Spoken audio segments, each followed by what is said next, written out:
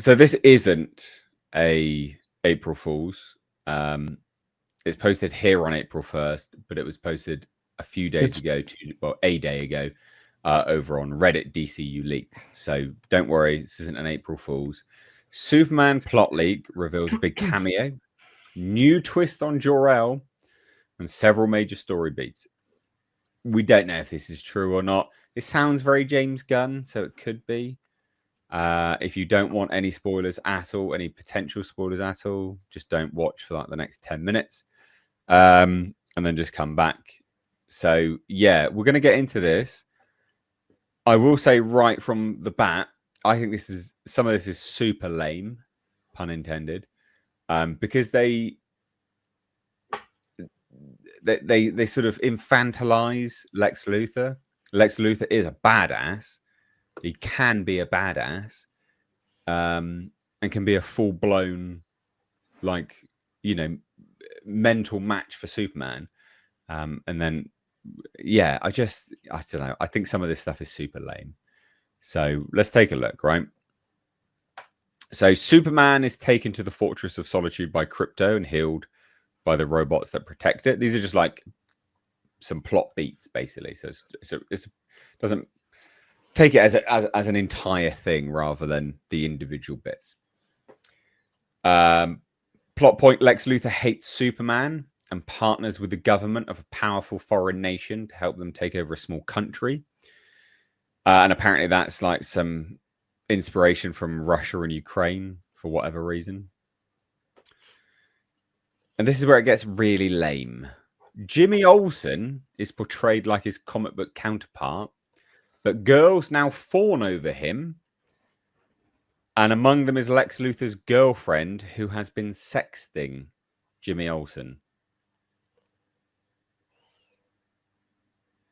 Yeah. It sounds very James Gunn, though, to be honest. That's very James Gunn. There is tension between Clark Kent and Lois Lane at the Daily Planet, particularly as he frequently gets interviews with Superman. However, we later learn that it is all a ruse, and they've been dating in secret for a few months. She playfully pretends to interview him in their apartment, but things get tense when they disagree over Superman's role in foreign policy. Really? Yeah. I can believe that. That sounds like something that they would want to put into a movie. It's a subversion element as well. What, he's like he's pro Kremlin and she's all like Slavic Ukraini, or like what? I have no idea. What? I have no idea. Who knows? You say it sounds very James Gunn. I'm not saying you're right. It sounds very Gen Z to me. Yeah. Right? It sounds like it's written by someone under 25 who doesn't. Yeah. Who thinks they know all about the world and doesn't. That's James Gunn through and through. Like, mind of like a 25-year-old. Yeah. Lex is responsible for releasing the monsters in Metropolis, but Supes gets a helping hand from the Justice League. That's fine. I mean, we see that in the trailer. It's not really, that's sure, fine. It's not really a big deal. Now we start to fall into the real big nonsense. Okay? All right? You've been warned. Lex Luthor creates a clone of Superman and uses it to enter the Fortress of Solitude, where he finds a corrupted message from Jor-El meant for his son, Superman. It appears he sent Kal-El to Earth to conquer the planet.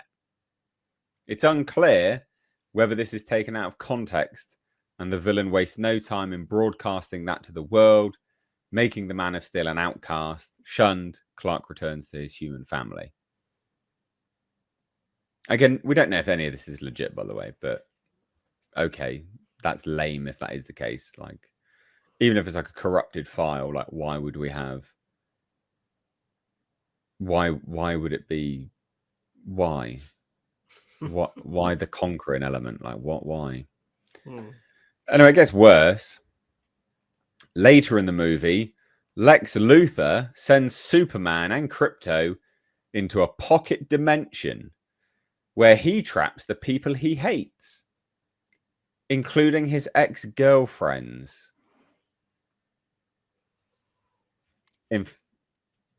see the infantilism of it all. Like it's just so petty and Lex Luthor, would he be that petty? No. He'd just straight up murder them or ruin their life. He wouldn't put them in a pocket dimension. That is lame, man. That is so very lame. Jimmy's communication, he spots clues in the provocative photos he's been sent. With the villain's current bay, helps the League find and rescue the Kryptonian. So Jimmy Olsen gets clues in sexting photos. The pocket dimension stuff. So, yeah. Superman earns people's trust back by saving lives and battling an invading army. The action is praised. It sounds like Luthor either escapes or is imprisoned. Superman returns to the Fortress of Solitude, where a drunk sorority version of Supergirl appears to reclaim Krypto after asking her cousin to watch him for a week.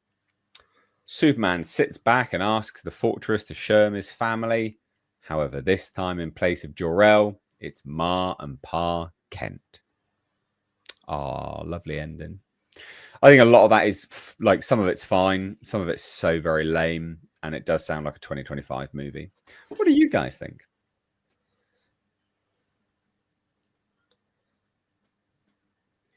Anyone? Potluck, go jump in there. Yeah, well, I've said before that I'm not a massive Superman fan. I don't hate Superman, but I've just never been a big fan. But like, I don't think I've seen all the Superman films in recent times, but I've seen most of them. I've seen all the old 80s ones. But so anyway, is there anywhere? Is it in the story anywhere where he's meant to conquer the world? Is that an entirely new? That's entirely new. Yeah, I thought it would be. I thought it was. I just wasn't 100% sure. Yeah, in fact, again, subversion. It's like Superman.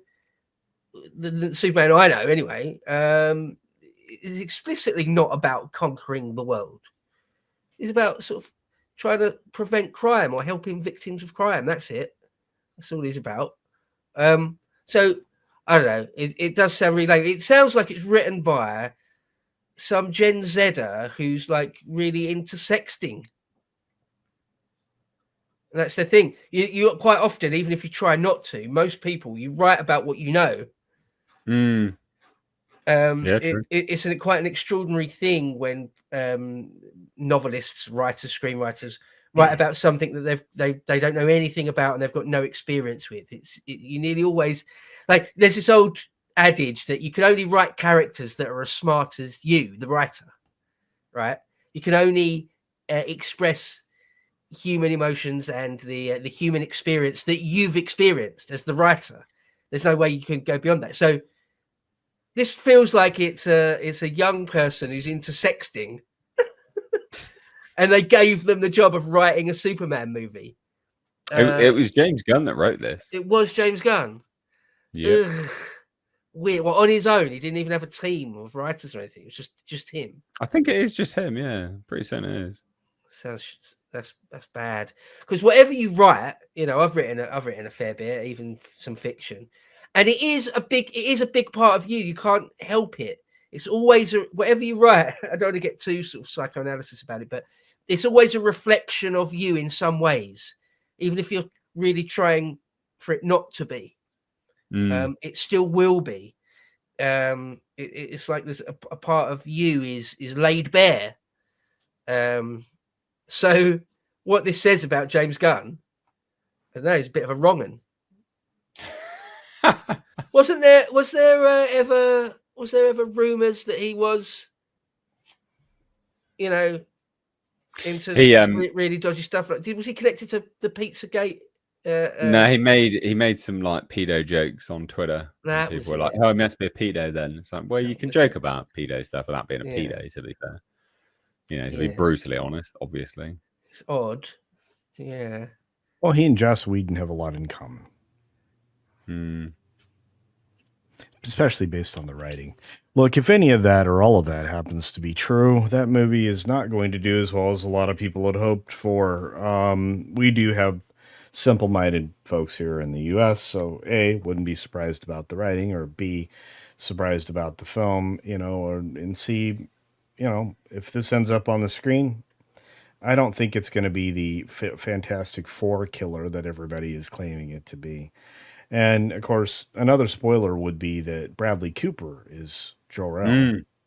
Yeah. And that was confirmed by many people, including Chris Gore over at Film Threat. So there's a lot to this film I have no interest in. I will be going to see it. I want the movie to be good, but this does not sound good. So I'm hoping this is bullshit. Yeah, is there any chance this is an April Fool's?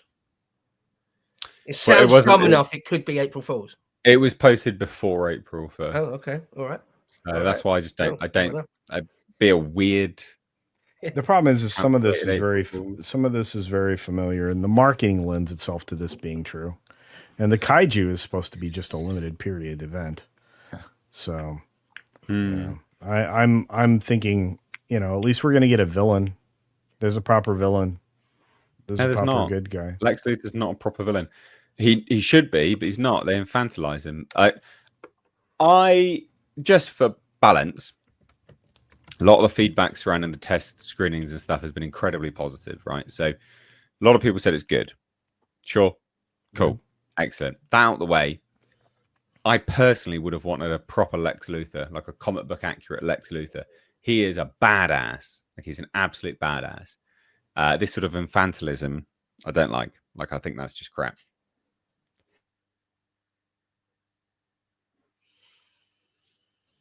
So yeah, not just based on that, I think lame. So yeah, who knows? We'll see. I just think like sending your ex-girlfriends to Pocket Dimension is like, they're not dead there, are they? They're just hanging out there. So I don't know. Who knows?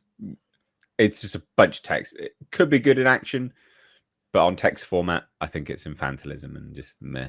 Not my cup of tea. Anyway, just like a window into his soul, right? Because a lot of the fiction I write is historical fiction, right? So because that's what I think about all the time, history, alternative histories and things. He's thinking about locking his ex-girlfriends in another dimension. Weird. Grow up. Yeah. God. Yeah. Grow up. Oh. Yeah. Well, there you go. We do have some super. Do we have some super chats about this? Yeah. SWA says lame plot twist. Cal's father is Zod. Was adopted. Yeah, that would be equally lame, to be honest, mate. Vomit inducing. Yeah.